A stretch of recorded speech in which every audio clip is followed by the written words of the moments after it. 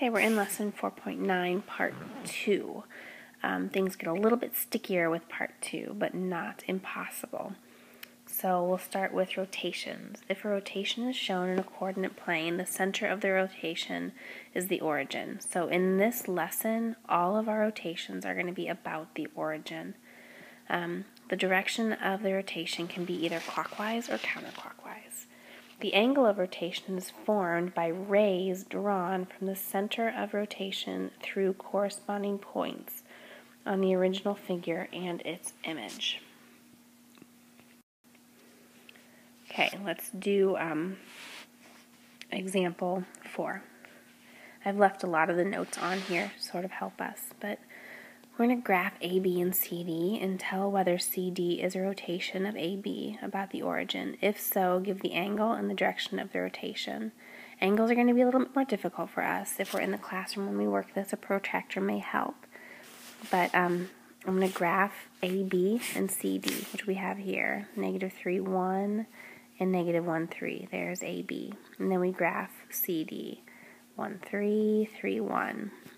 Then we draw rays. Make sure you drew this ray from here and from there. That's the beginning. And that is a 90-degree angle.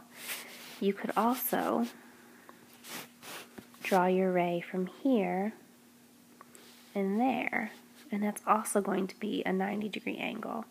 The slopes will help us figure that out without a protractor. The slope is pretty easy. If your slope is, remember, opposite reciprocal, it's a 90-degree angle. Opposite reciprocal, it's perpendicular, which is 90 degrees. And this is a clockwise rotation because a clock is red in that direction. Okay, another example. Graph AB and CD. Okay, A pairs with C, B pairs with D, which is how we do this. And I'm going to draw from A to the origin, which should pair with C to the origin, or B to the origin, which should pair with D to the origin. Okay, we don't have, the angles are not equal, so it's not a rotation. It's sort of hard to figure out, but messing with the graph and actually graphing them will definitely help. If I look at the angle from A, origin to C, and B, origin to D, okay, they need to be equal, because remember, A pairs with C and B pairs with D. So the angle A, origin C, and B, origin D need to be equal. B, origin D is bigger than A, origin C, so not a rotation. Okay, verifying congruences. The vertices of ABC are given. In the notation, x plus 1 and y minus 3 describes the translation. Show that triangle ABC is congruent to DEF to verify that the translation is a congruence. Okay, we're doing a lot of steps just because we all know that if we just do an x plus 1 and a y minus 3 between one triangle and the other, it's going to be a translation because you're not changing anything. The translation is going to be a congruence because you're just adding and subtracting. Okay, it would not be a congruence if you multiplied or divided, but you're just adding and subtracting. So let's just do some work just because. Okay, first I'm going to look at, let's see, I can see that, okay, this side and this side are congruent because I can count the squares. So AC is congruent to DF because they are both 3 squares, 3 units. I can also see that my slopes, okay, if I do my slope of, which one am I doing first? AB, and my slope of DE, they both have a slope of rise of 1, 2, run of 2. They both have a slope of 1, so that definitely helps. And we have AC and DF, that's a slope of 1. They are horizontal, so they have a 0 slope. Try trying to get you guys to remember that. Let's see what else we can do. Alright, let's see. These both have a 0 slope. These are parallel. They have the same slope. These are parallel, the same slope. So if we extend these lines out, we know that this angle is the same as this because they're corresponding. And this angle is the same as that because they're corresponding. So angle BAC is congruent to angle EDF because of the corresponding angle postulate. That's a stretch, but we do know it. Cool. What else do we know?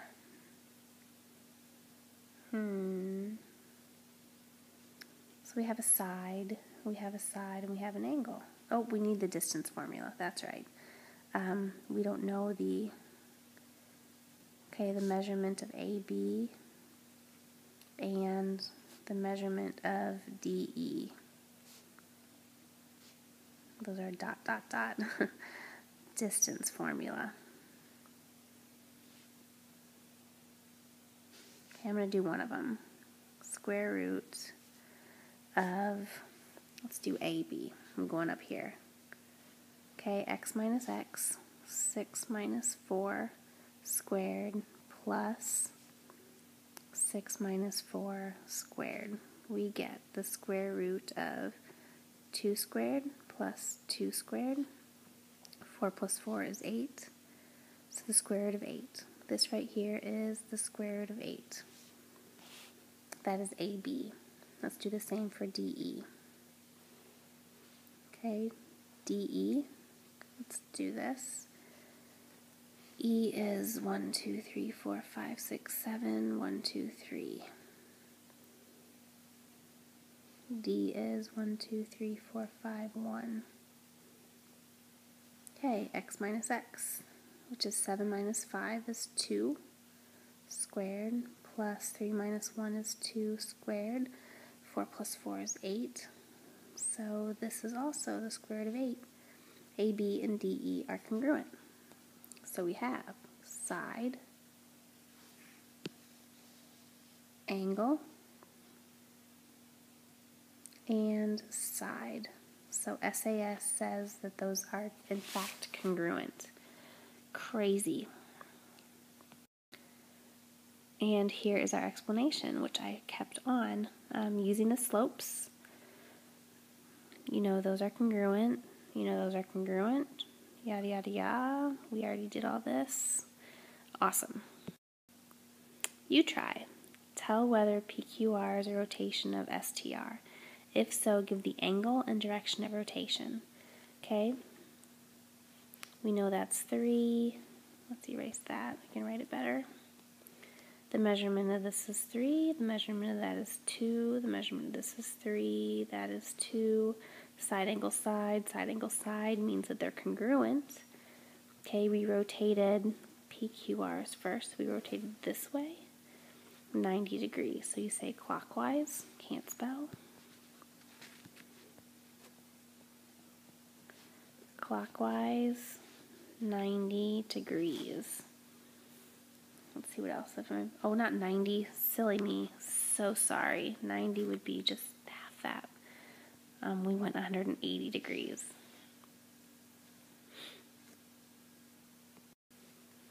Okay, so part 5, show they're congruent. We just, actually on number 4, I did QP is congruent to ST, because I counted, they're both 2. PR is congruent to RS, because they're both 3. Angle QPR is right, because it's marked horizontal and vertical means these are perpendicular. Perpendicular angles are right. Right angles are congruent because of the triangle congruence theorem. RST because of the right angle congruence theorem.